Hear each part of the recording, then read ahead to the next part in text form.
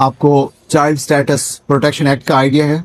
अगर आप यूएस के फैमिली इमिग्रेशन और एम्प्लॉयमेंट बेस्ड इमिग्रेशन के लिए अप्लाई कर रहे हैं और आपका चाइल्ड जो कि डेफिनेशन के मुताबिक unmarried and under 21 years old है, तो वो एलिजिबल होगा फॉर दिस इमिग्रेशन प्रोसेस। अगर इस प्रोसेस के दौरान आपके चाइल्ड की एज 21 ईयर्स से ज़्यादा हो जाती है तो what will happen in that case?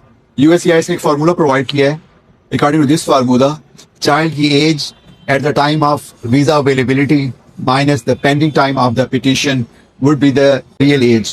It means अगर आप क्योंकि immigration process में जब आप application file करते हैं, let's say if we talk about employment based category, तो जब आप petition file करते हैं during the pending time of the petition, child की age 21 years से ज्यादा हो जाती है। So what you have to do in that case, आप petition approval के बाद जब immigrant visa available हो, let's talk about NAW EB2, उसमें मंथली वीजा बुलेटिन में आप देखेंगे जिस मंथ में वीजा अवेलेबल होगा उस मंथ की फर्स्ट डेट तक आप चाइल्ड की एज कैलकुलेट करेंगे एंड इसमें से पिटीशन का पेंडिंग टाइम माइनस करेंगे। That would be the actual as of the child, so it must be below 21 year at that time.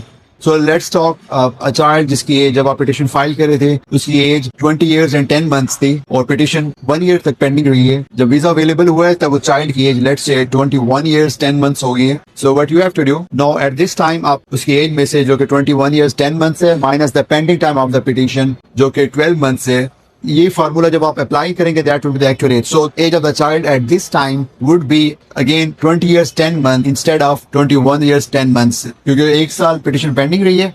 Visa availability के वक्त उसकी एज में से पिटीशन का पेंडिंग टाइम माइनस करेंगे तो ये उसकी रियल एज काउंट होगी फॉर फाइलिंग इमिग्रेंट वीजा। सो इसके बाद विद इन 12 months आपने लाजमी इमिग्रेंट वीजा के लिए अप्लाई करना है। अगर आप नहीं करते तो आपका चाइल्ड एज आउट हो जाएगा and you won't be the beneficiary in this way.